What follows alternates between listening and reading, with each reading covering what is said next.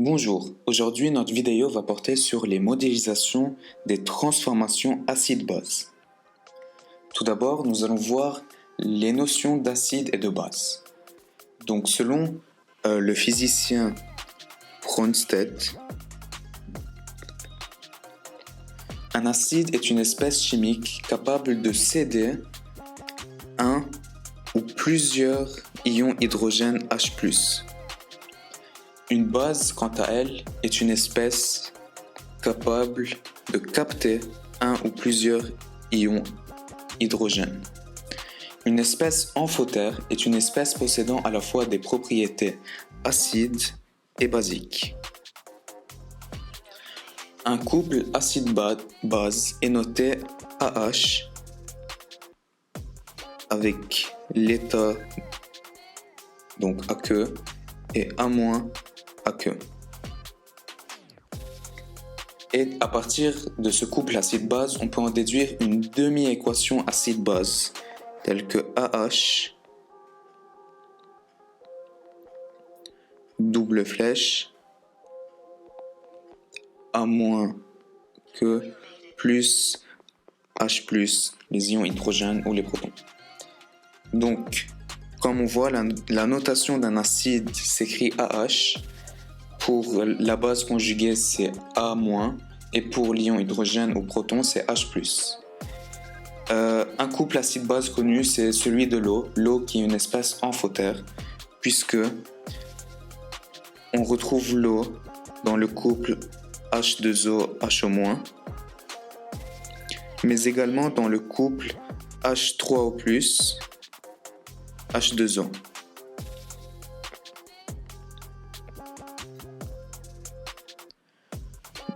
Maintenant, nous allons passer à la modélisation d'une réaction acide-base. En effet, une réaction acide-base est un échange de protons entre une espèce acide d'un couple et une espèce basique d'un autre couple. Elle met donc en jeu des couples acide-base. Un exemple peut être la réaction acide-base entre l'eau H2O et l'ammoniac NH3, ce qui nous donne H2OL plus NH3. Dans ce cas, H2O est l'acide et NH3 est la base. Donc H2O NH3 aqueux. Ce qui nous donne, je vais continuer en dessous, HO- aqueux plus l'acide NH4+, aussi aqueux. On peut aussi voir parfois dans des réactions acide-base la formulation CO2,H2O. Eh bien, cette formule signifie que le CO2 en solution n'existe qu'associé à une molécule d'eau. Donc, celle-ci aurait pu être écrite CH2O3, mais cette écriture simplifie la compréhension que le CO2 n'existe qu'associé à l'eau. Et cette formule, plus souvent écrit H2CO3. Encore, nous allons voir la notion d'indicateur coloré acide-base. Donc cet indicateur coloré est une espèce chimique qui change de couleur en fonction du pH de son environnement. En effet, ces formes acides et basiques absorbent une partie du domaine du visible à des longueurs d'onde différentes. Maintenant, passons à la structure et au caractère acide ou basique. Pour libérer un ion H+, la liaison entre un atome d'hydrogène et le reste de la molécule doit être fortement polarisée, et l'atome d'hydrogène doit porter une charge partielle positive. Donc si nous avons R, qui est le reste de la molécule, et H, eh bien cette liaison, plus elle est polarisée, plus l'atome d'hydrogène peut facilement être libéré et capté par une base.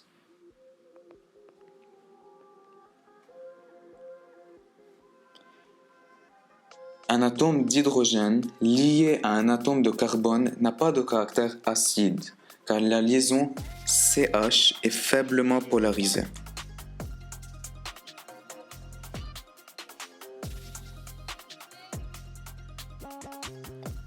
Nous allons maintenant passer au cas des acides carboxyliques.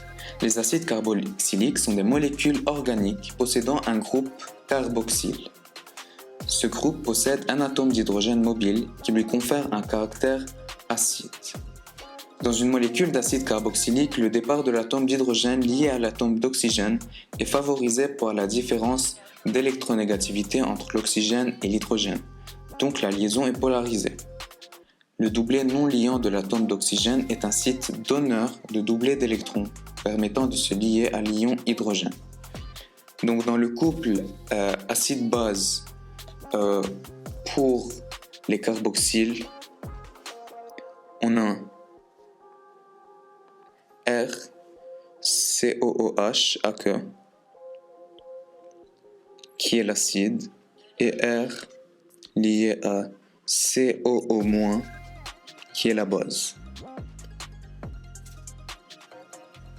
On appelle cette molécule acide carboxylique et celle-ci ion carboxylate, avec R qui est une chaîne carbonée quelconque qui prolonge la molécule. Outre le cas des acides carboxyliques, nous avons le cas des amines. Une amine est un composé organique dérivé de l'ammoniac, dont au moins un atome d'hydrogène a été remplacé par un groupe carboné. Les amines peuvent être des acides, mais sont surtout des bases. On a notamment la formule où le couple acide-base R lié à NH3+, qui est l'acide, et R lié à NH2, qui est la base.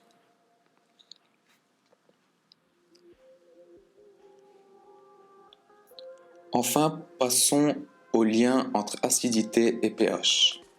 En solution aqueuse, le pH est défini à partir d'une relation précise. En effet, on peut calculer le pH comme étant égal à moins log de la concentration en H3O+ dans la solution sur la concentration standard, c'est 0. La concentration standard étant toujours égale à 1,0 mol par litre. Donc, la formule pour calculer le pH, à partir de celle-ci, on peut en déduire la formule pour calculer la concentration en H3O+. Donc, H3O+, c'est égal à la concentration standard, c'est 0, fois 10 puissance moins pH. Aussi, on peut en déduire la concentration de pH de la solution Phi. Donc pH petit f égale à moins log de la concentration en H3O+ dans la solution mère sur la concentration standard fois le facteur de dilution. Et on peut simplifier cette écriture encore plus pour avoir tout simplement log de F plus le pH de la mer.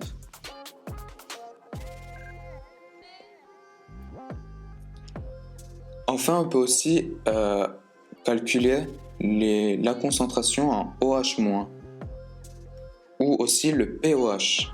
Le POH qui est le potentiel hydroxyde de la solution et non pas le potentiel hydrogène. Donc, POH, c'est égal tout simplement à 14 moins pH.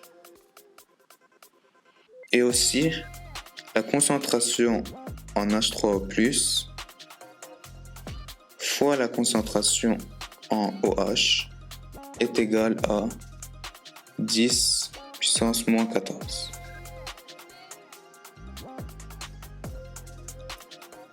Et donc, ceci nous donne un aperçu sur les formules qui nous permettent de calculer le pH, le pOH et les concentrations associées. Maintenant, passons au pH et à la dilution. Donc, plus la concentration en ion oxonium est élevée, donc en ion H3O+, est élevée, et plus le pH est faible, donc plus la solution est acide. Les ions H+ n'existent pas seuls en solution aqueuse. Ils sont associés avec les molécules H2O au cours d'une réaction pour former les ions H3O+. Pour de très faibles concentrations en acide apportées, il faut tenir compte des concentrations en H3O+, déjà présentes dans l'eau, ce qui augmente la concentration réelle en H3O+, et donc diminue le pH. Un protocole qui est lié à ce sujet, c'est le protocole expérimental de préparation d'une solution par dilution. Enfin, lorsqu'on pratique ou qu'on met en œuvre ce protocole, il faut toujours faire attention à la sécurité. La réaction entre un acide et une base est exothermique, elle dégage de la chaleur. Et pour éviter les projections corrosives lors d'une dilution, il est préférable de verser d'abord le solvant. Donc, étape 1, solvant, dans le bécher, puis l'acide ou la base concentrée. Donc, acide ou base. Merci d'avoir regardé la vidéo et à bientôt.